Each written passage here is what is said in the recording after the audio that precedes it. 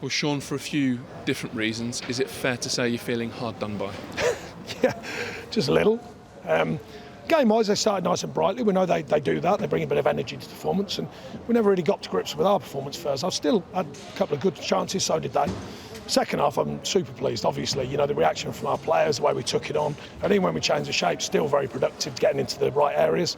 Couldn't find the detail in the end, but we've been in that kind of form where we looked effective, as I call it, and I thought second half particularly we looked very effective. So when we talk about why you feel hard done by, it's the obvious, it's the disallowed goal. I think it's more than that. I can't see the penalty myself, but we know there's a you know, they're under pressure to give penalties now, so we know that side of it. I can't see it. I think Nick Pope gets a clear foot on it. I've just seen it back. The one at the other end, football's in such a strange place. I've talked about it for years now. The keeper goes through with his knee in Ben Mee's back. Ben Mee's got nothing other than eyes for the ball. That's all he's concentrating on. It drops. The referee doesn't even give it a chance to see what happens because it's not a foul. It's impossible it can be a foul when he's just trying to head the ball.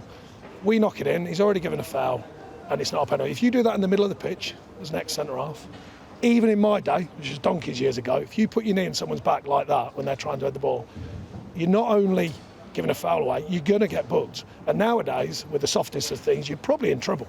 So I have no clue where the game's at physically at the moment. You touched on it there. Is the big mistake blowing so quickly? Because then there's no I think the big mistake is is not for me to talk about because I just get myself in trouble.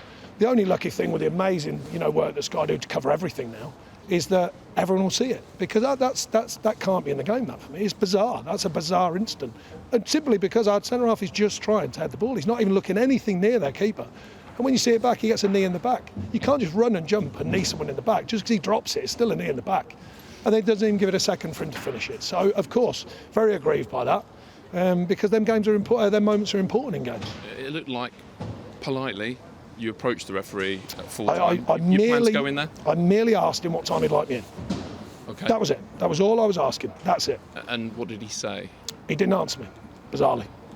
But you obviously want to go in. Can you I will be going in. Can you outline what you want to talk to him about? Just to ask him what he thought.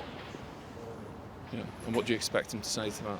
Well, in my experience, they usually tell you something they thought bizarrely that didn't happen when you've seen it 20 times, and I always find that a bit peculiar. I try not to go in there, and I haven't gone in there that many times, but you ask them a question and they say, well, in my opinion, you go, but I've just seen it 10 times, so that's always interesting. Do those conversations ever help?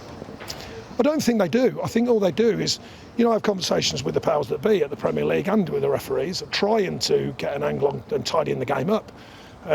It's not working, so I don't think they do. I mean, they ask for your opinion, by the way, so you try and give it. But there's not many people that agree with it that the game needs tidying up at the minute, so therefore, at times you are a lone voice.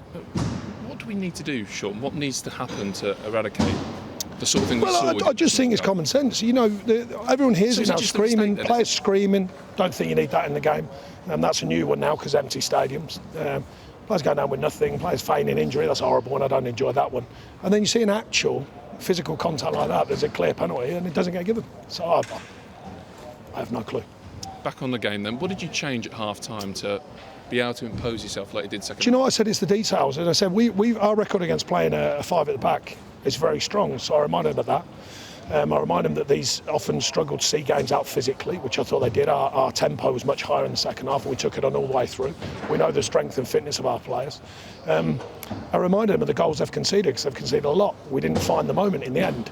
But we get in so many key areas, and I think the question mark I've been having is just finding them key moments, the key pass, the key getting in the areas, but then finding that right pass and that right moment, and we get in some good areas. I mean, today we've got in some really good areas, particularly second half, but even first half, we've had a couple of really good chances. That's been growing into our performances this season. We've been pleased with it lately. Didn't pay us back today, but I'm sure if we keep doing that, it will do on other days. Thanks for your time. Thank you. Hard luck.